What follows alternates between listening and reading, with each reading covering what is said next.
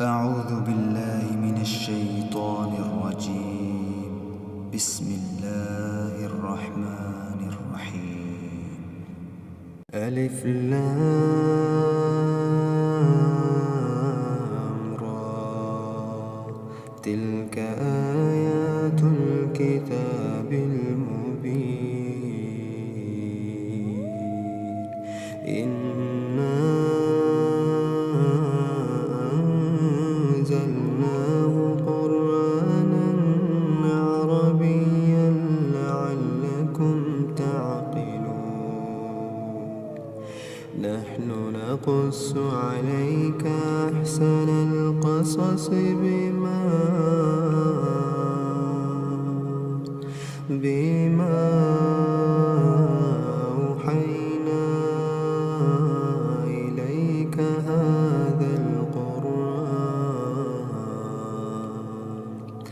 وإن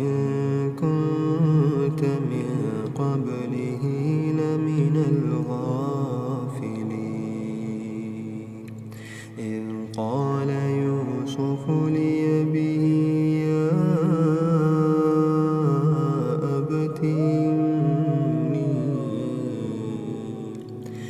يا أبت إني رأيت 11 كوكبا والشمس والقمر رأيتهم لي ساجدين. قال يا بني لا تقصص رؤياك على إخوتك فيكيدوا لك كيدا، إن الشيطان للإنسان عدو مبين. وكذلك يجتبيك ربك ويعلمك من تأويل الأحاديث ويتم نعمته عليك وعلى آل يعقوب كما أتمها على أبويك من قبل إبراهيم وإسحاق، إن ربك عليم حكيم. لقد كان في يوسف وإخوته آيات للسائلين، إذ قالوا ليوسف وأخوه أحب إلى أبينا منا ونحن عصبة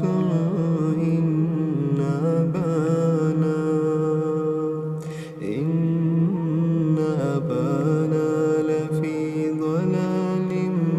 مبين. اقتلوا يوسف أو اطرحوه أرضا يخل لكم وجه أبيكم وتكونوا من بعده قوما صالحين. قال قائل منهم لا تقتلوا يوسف وألقوه في غيابة الجب يلتقطه بعض السيارة إن كنتم فاعلين. قالوا يا أبانا ما لك لا تأمنا على يوسف وإنا له لناصحون. أرسله معنا غدا يرتع ويلعب وإنا له لحافظون قال إني ليحزنني أن تذهبوا بي وأخاف أن يأكله الذئب وأنتم عنه غافلون قالوا لئن أكله الذئب ونحن عصبة إنا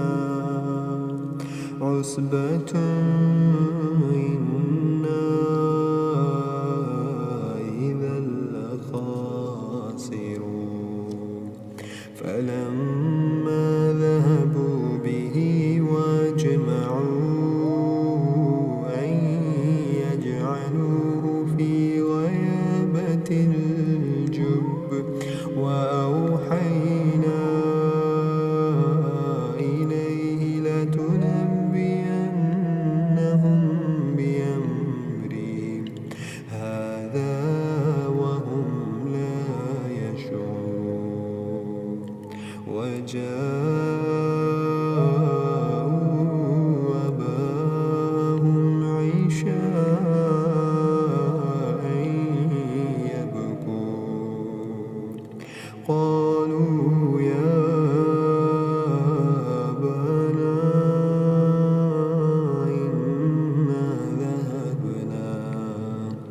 إنا ذهبنا نستبق وتركنا يوسف عند متاعنا فأكله الذئب وما أنت بمؤمن لنا ولو كنا صادقين وجاءوا على قميصه بدم كذب قال بل سولت لكم أنفسكم أمرا فصبر جميل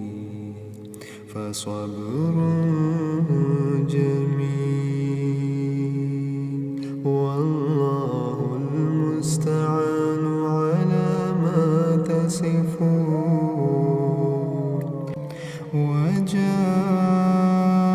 وجاءوا أباهم عشاء يبكون قالوا يا أبانا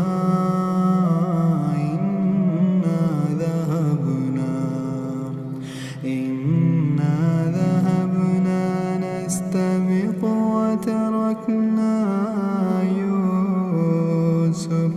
يوسف عند متاعنا فأكله الذئب وما أنت بمؤمن لنا ولو كنا صادقين وجاءوا على قميصه بدم كذب قال بل سولت لكم أنفسكم أمرا فصبر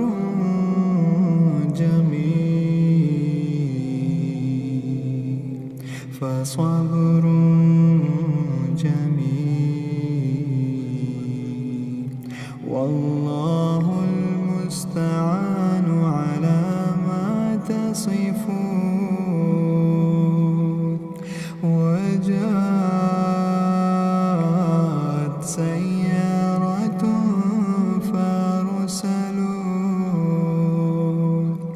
فأرسلوا واردهم فأدلى دلوه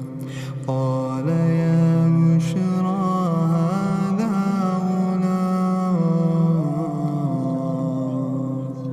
قال يا بشرى هذا غلام وأسروه بضاعة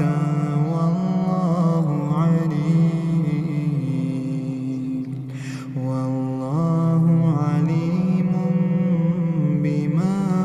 يعملون وشروه بثمن بخس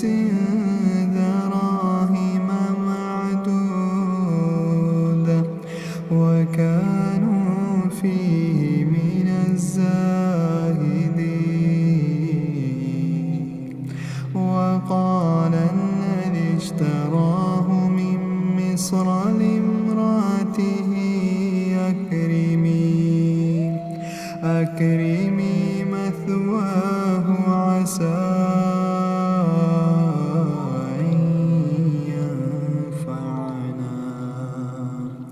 أن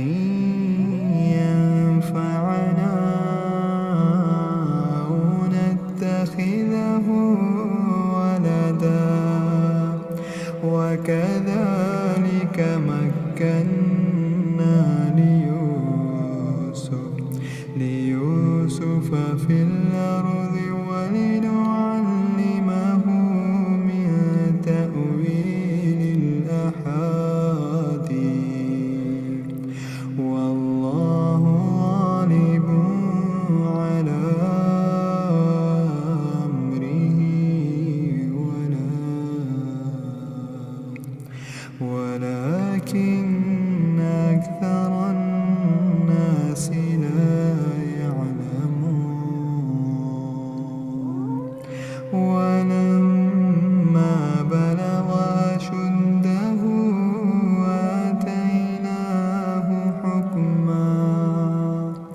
آتيناه حكما وعلما وكذلك نجزي المحسنين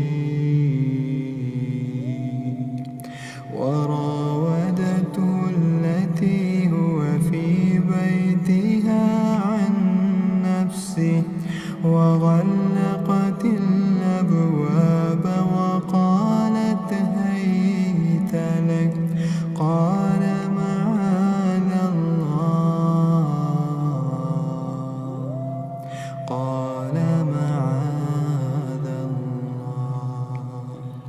إنه ربي أحسن مثواي إنه لا يفلح الظالمون ولقد همت به وهم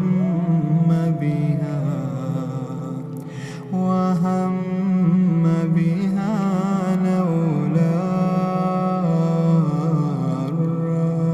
برهان ربي كذلك لنصرف عنه السوء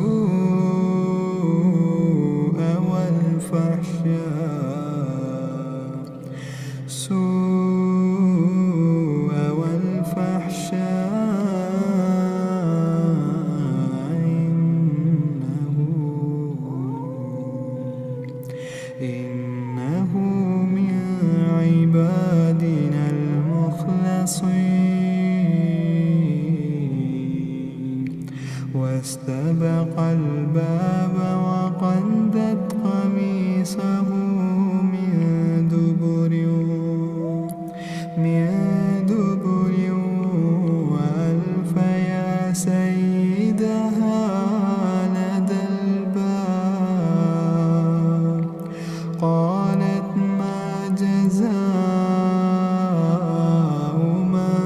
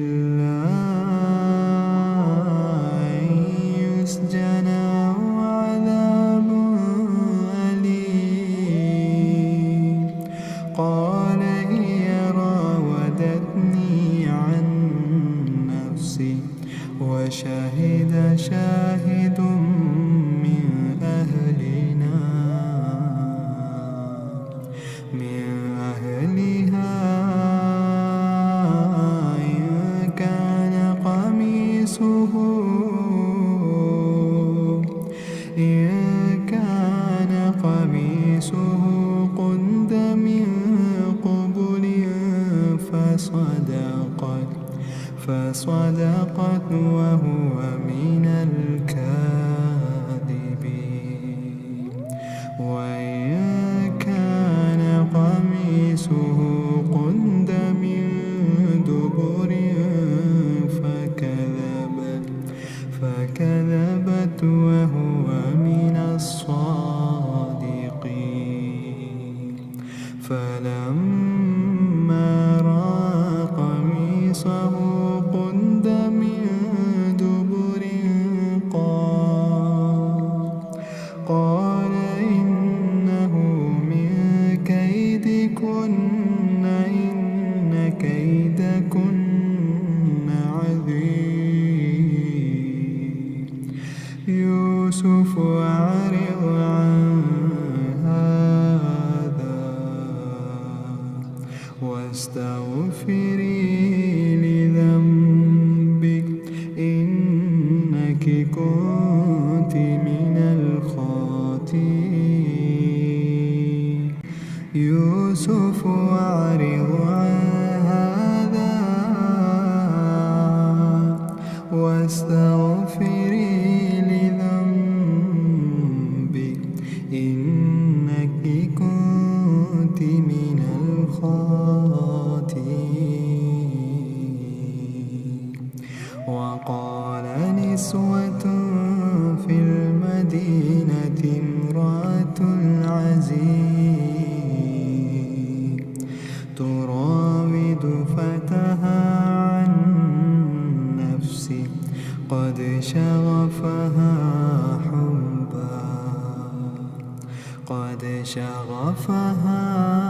حبا إنا لنراها في ضلال مبين. فلما سمعت بمكرهن أرسلت إليهن وأعتدت لهن متكئا وآتت كل واحدة منهن سكينا وقالت اخرج عليهن. فلما رأينه أكبرنه وقطعن أيديهن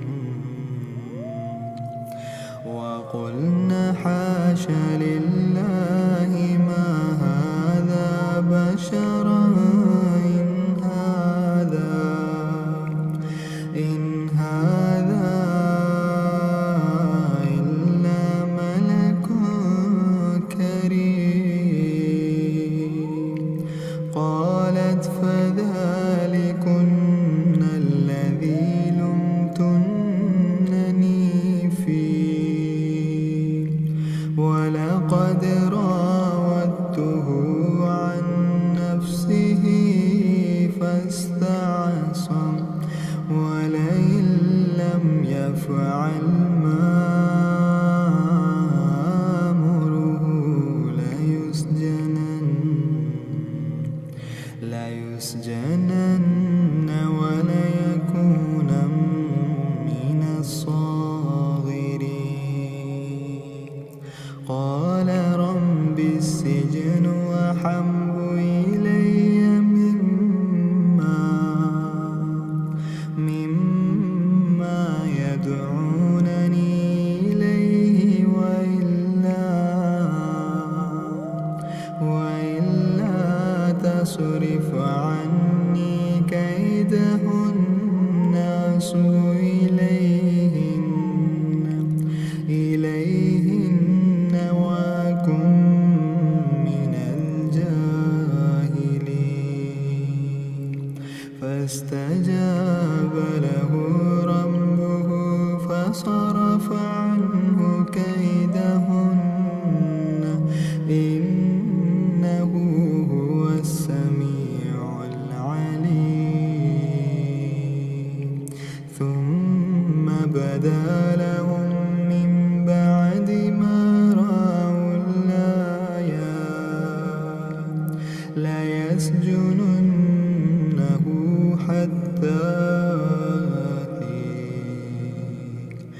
ودخل معه السجن فتيان قال أحدهما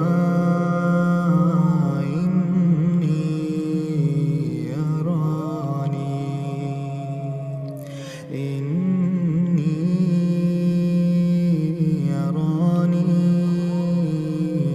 أعصر خمرا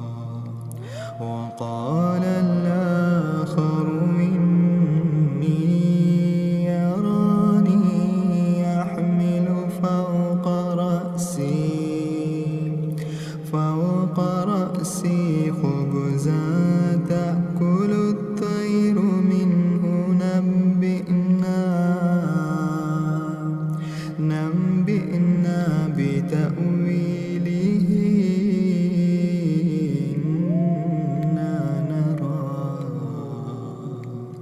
إنا نراك من المحسنين قال لا يأتيكما طعام ترزقانه إلا نبأتكما بتأويله قبل أن يأتيكما ذلكما مما علمني ربي إني تركت ملة قوم لا يؤمنون بالله وهم بالآخرة هم كافرون واتبعت ملة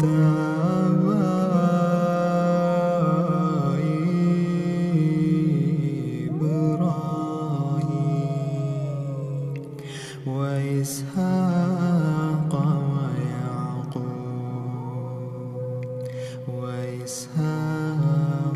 ويعقوب ما كان لنا أن نشرك بالله من شيء ذلك من فضل الله علينا وعلى الناس ولكن أكثر الناس لا يشكرون يا صاحبي السجن أرباب متفرقون خير أم الله الواحد القهار ما تعبدون من دونه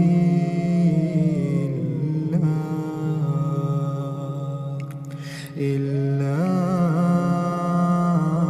أسماء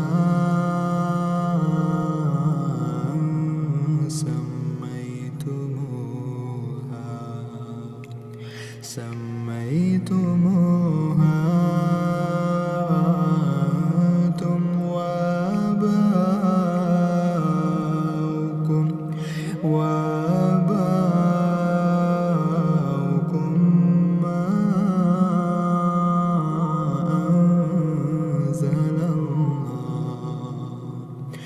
ما أنزل الله بها من سلطان إن الحكم إلا لله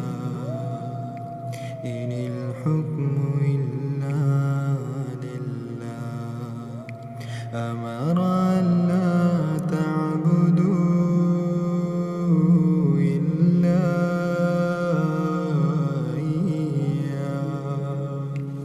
ذلك الدين القيم ولكن أكثر الناس لا يعلمون يا صاحبي السجن أما أحدكما فيسقي ربه خمرا وأما الآخر فيصلب فتأكل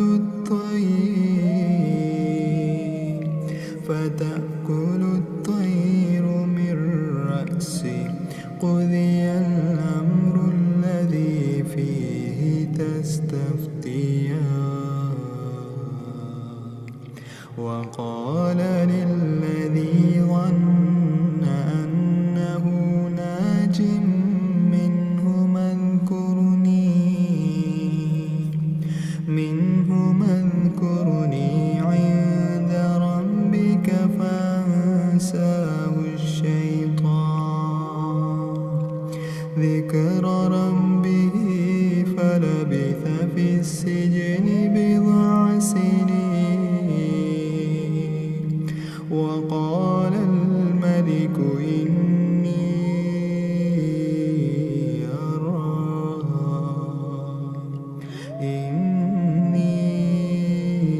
أرى 7 بقرات سمان يأكلهن 7 عجاف و7 سنبلات خضر وأخر يابسات يا أيها الملأ أفتوني في رؤياي إن كنتم للرؤيا تعبرون قالوا أضغاث أحلام وما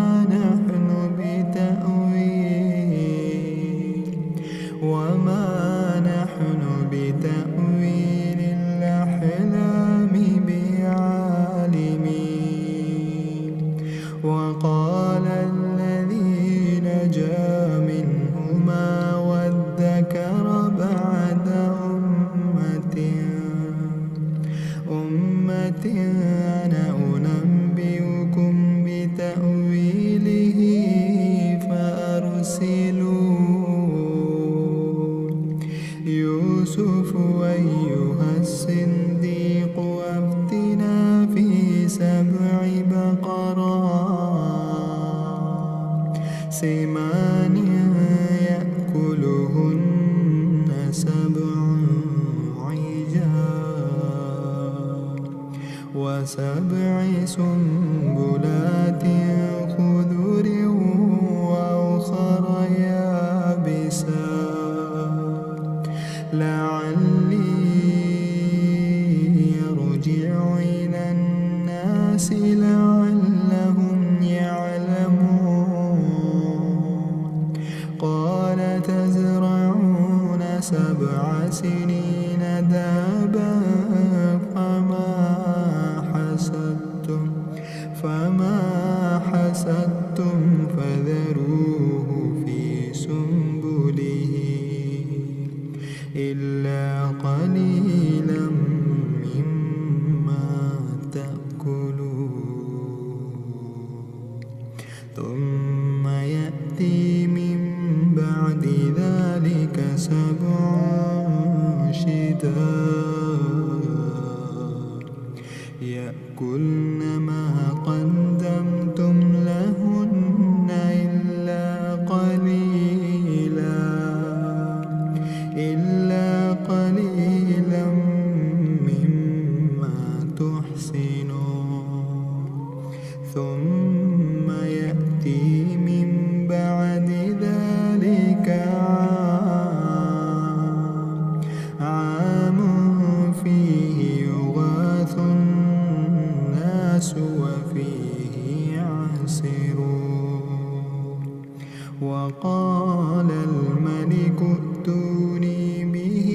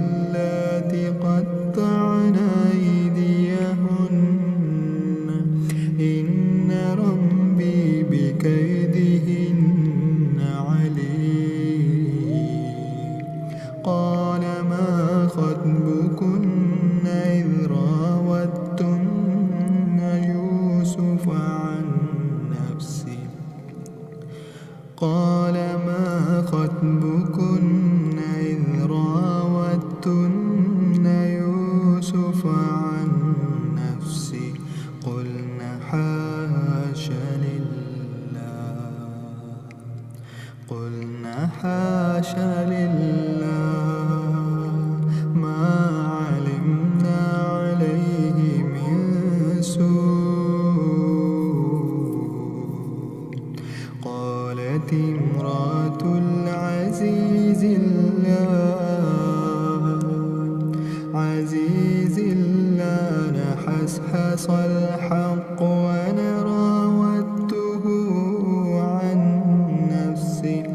وإنه لمن الصادقين. ذلك ليعلم أني لم أخنه بالغيب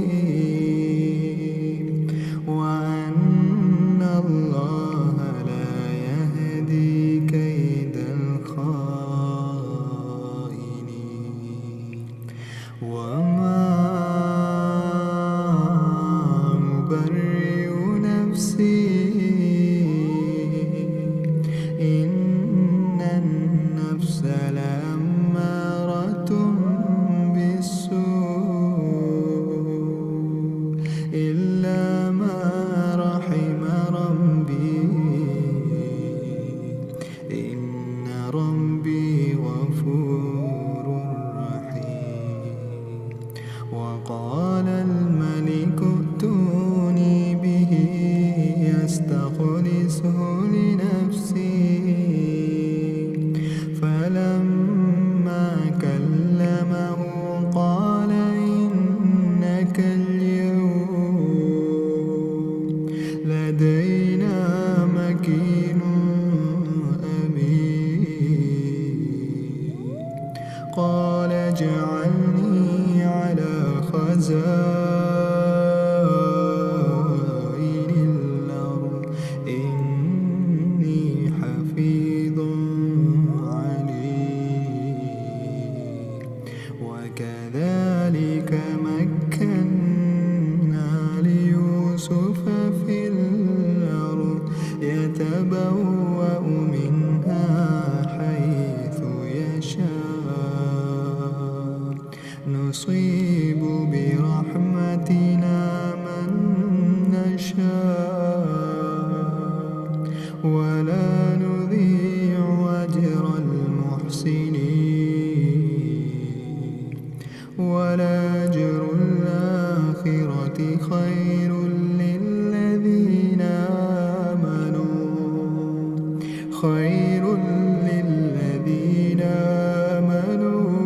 وكانوا يتقون. وجاء إخوة يوسف فدخلوا عليه فعرفهم وهم له منكرون. ولما جهزهم بجهازهم قال ائتوني بأخ لكم من أبيكم ألا ترون أني أوفي الكيل وأنا خير المنزلين. فإن لم تأتوني به فلا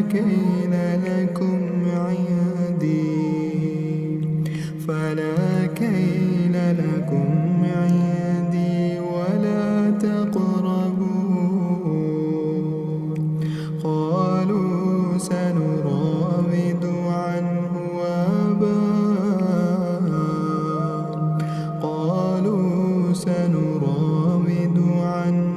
أباه وإنا لفاعلون.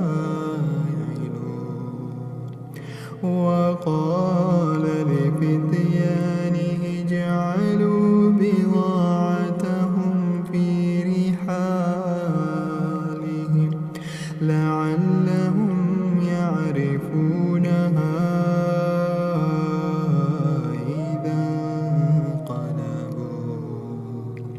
إذا انقلبوا إلى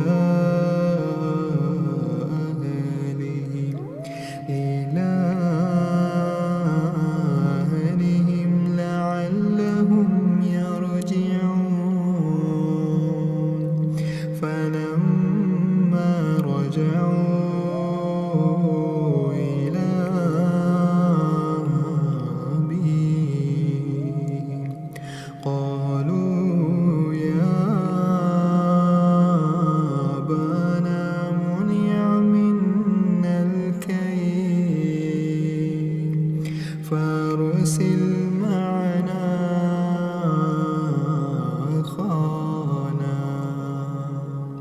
معنا قال نكتل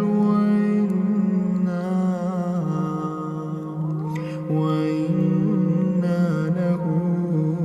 لحافظون قال هل آمنكم عليه إلا كما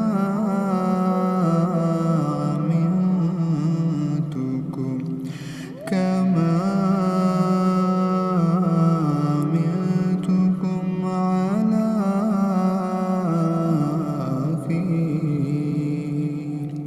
على أخيه من قبل فالله خير حافظا وهو أرحم الراحمين ولما فتحوا متاعهم وجدوا بضاعتهم ردت إليهم قالوا يا أبانا ما نبغي هذه بضاعتنا ردت إلينا قالوا يا أبانا ما نبغي هذه قالوا يا أبانا ما نبغي هذه بضاعتنا ردت إلينا ونمير أهلنا ونحفظ وطانا ونزداد كيل بعير ذلك كيل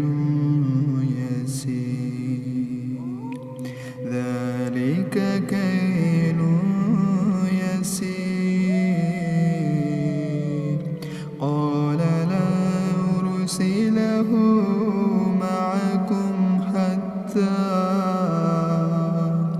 حتى تؤتوني موثقا من الله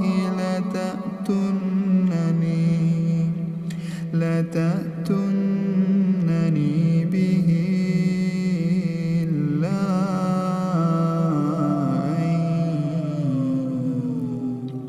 إلا أن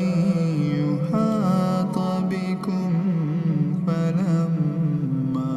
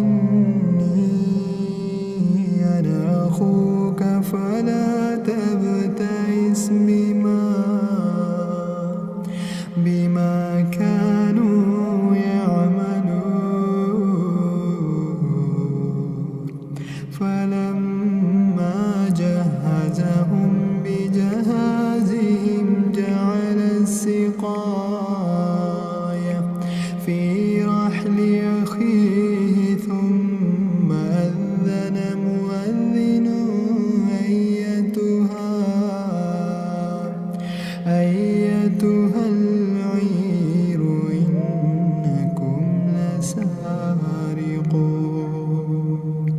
قالوا وأقبلوا عليهم ماذا تفقدون قالوا نفقد صواع الملك ولمن جاء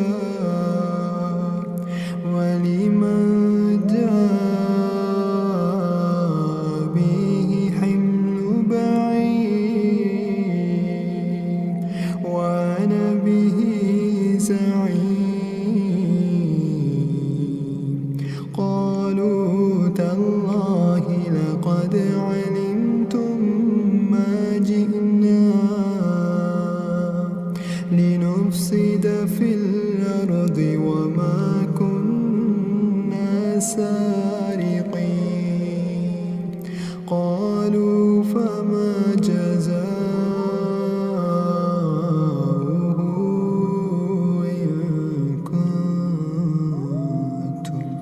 إن كنتم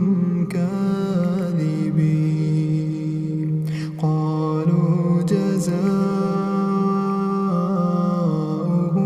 من وجد في رحله فهو جزاؤه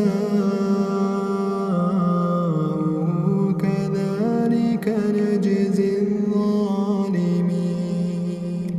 فبدأ بأوعيتهم قبل وعاء أخيه ثم استخرجها من وعاء أخيه كذلك كدنا ليوسف ما كان ليأخذ أخاه في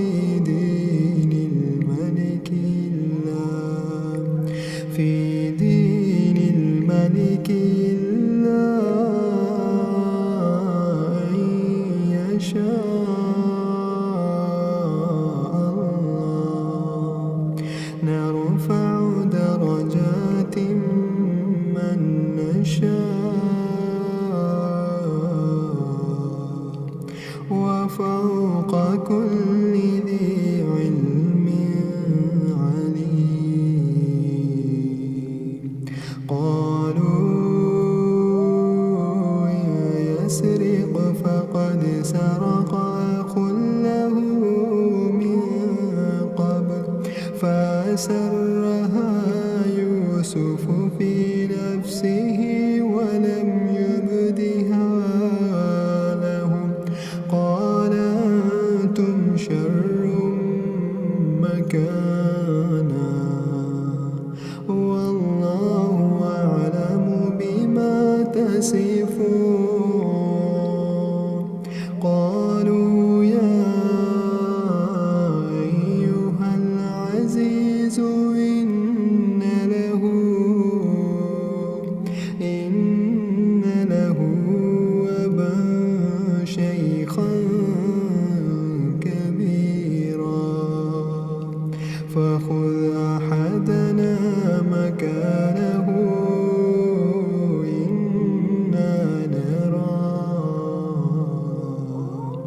إنا نراك من المحسنين قال معاذ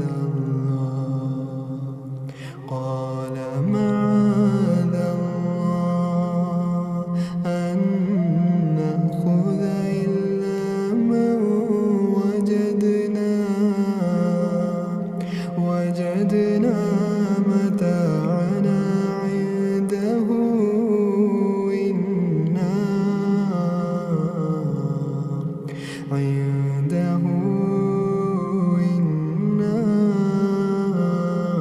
إذا لظالمون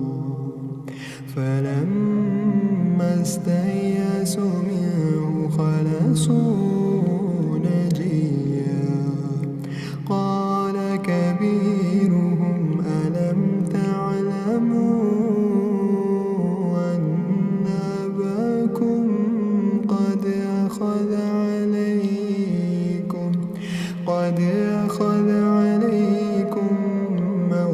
توفيقا من الله. ومن قبل ما فرطتم في يوسف فلا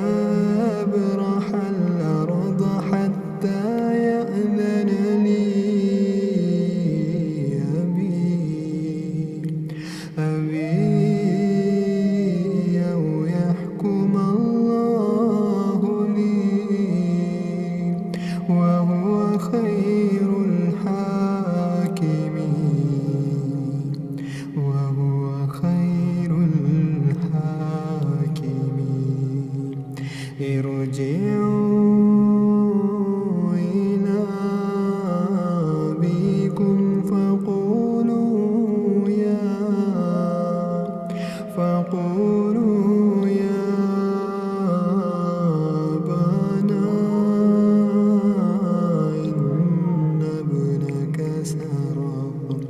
إن ابنك سرق وما شهدنا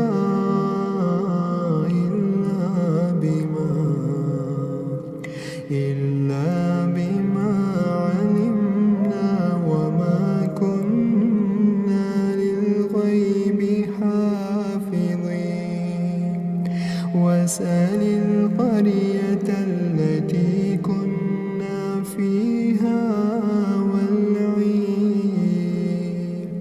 والعير التي يقبلن فيها وإنا لصادقون. قال بل سولت لكم أنفسكم أمرا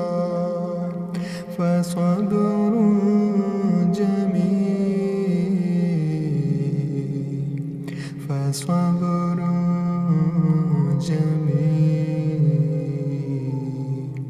عسى الله أن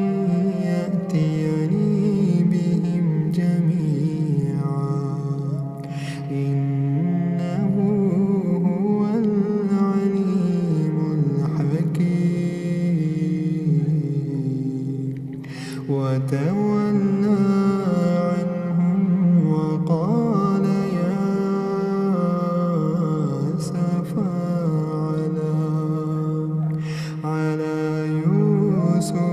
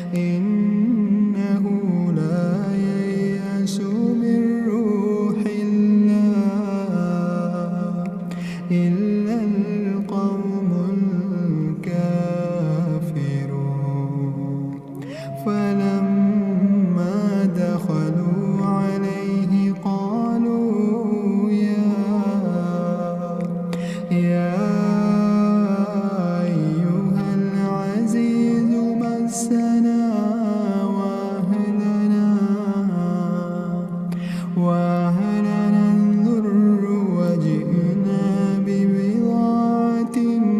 مزجنة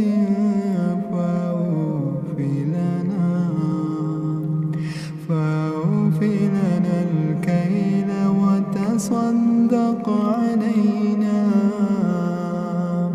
إن الله يجزي المتصدقين قال هل علمتم ما فعلتم بيوسف وأخيه إذ أنتم جاهلون قالوا وإنك لأنت يوسف قال أنا يوسف وهذا أخي قد من الله علينا إنه من يتق ويصبر فإن الله لا يضيع أجر المحسنين قالوا تالله لقد آثرك الله علينا وإن كنا لخاطئين قال لا تثريب عليكم اليوم يغفر الله لكم وهو أرحم الراحمين اذهبوا بقميصي هذا فألقوه على وجه أبي يأت بصيرا وأتوني بأهلكم أجمعين ولما فصلت العير قال أبوهم إني لأجد ريح يوسف لولا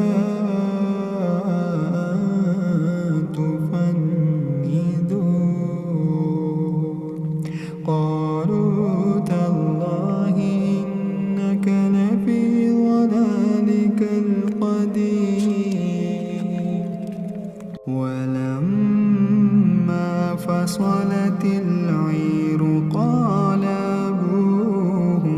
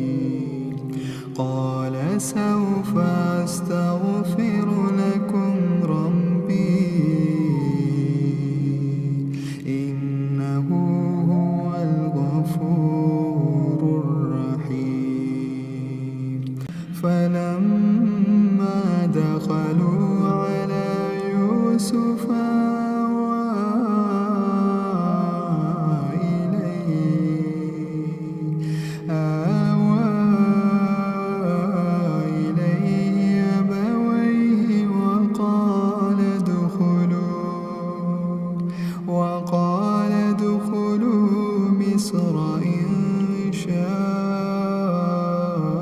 الله آمنين ورفع أبويه على العرش وخروا له سجدا وقال يا أبت هذا تأويل رؤياي من قبل قد جعلها ربي حقا وقد أحسن بي إذ أخرجني من السجن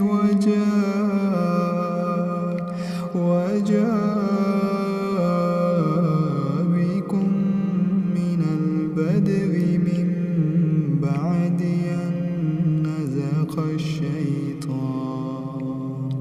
أن نزغ الشيطان بيني وبين إخوتي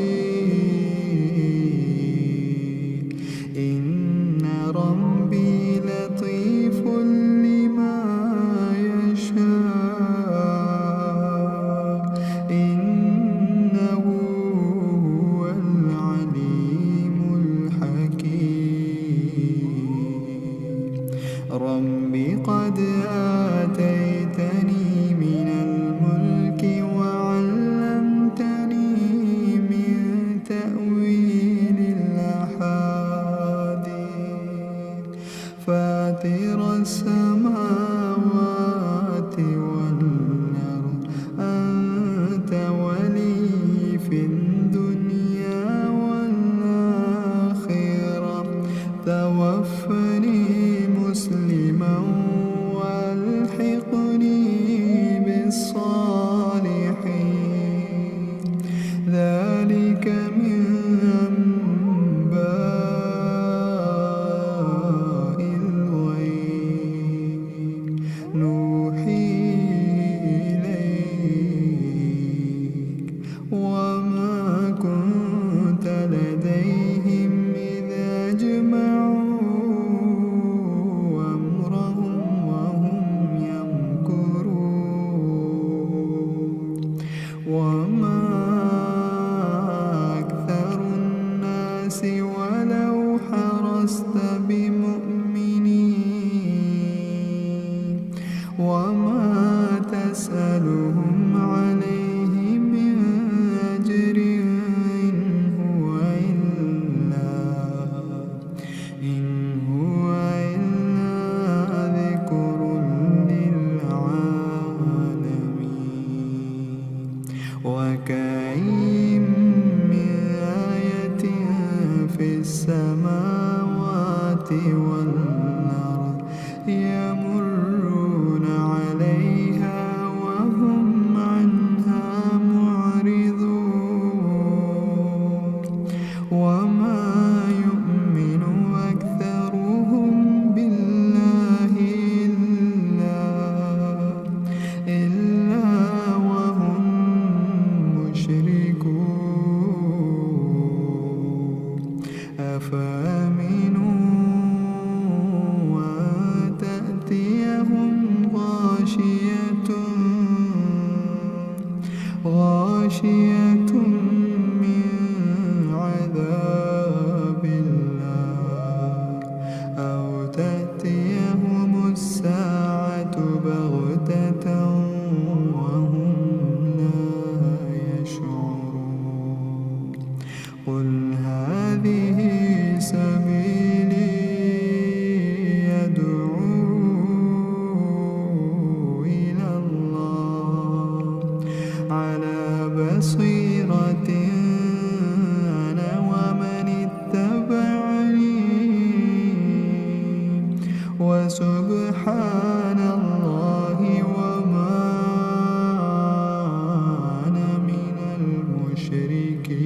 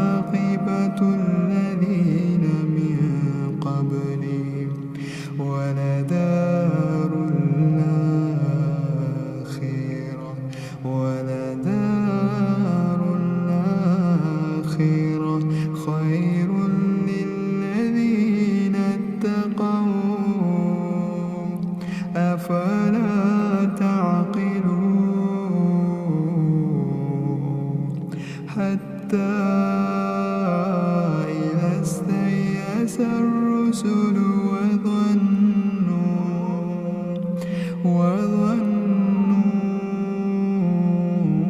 أنهم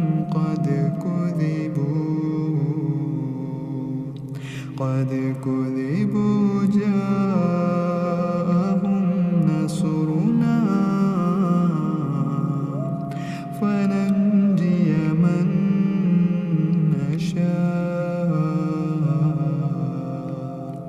فننجي من نشاء ولا يرد بأسنا عن القوم المجرمين لقد كان في قصصهم عبرة لأولي الألباب ما كان حديثا يفترى ولكن تصديق الذي بين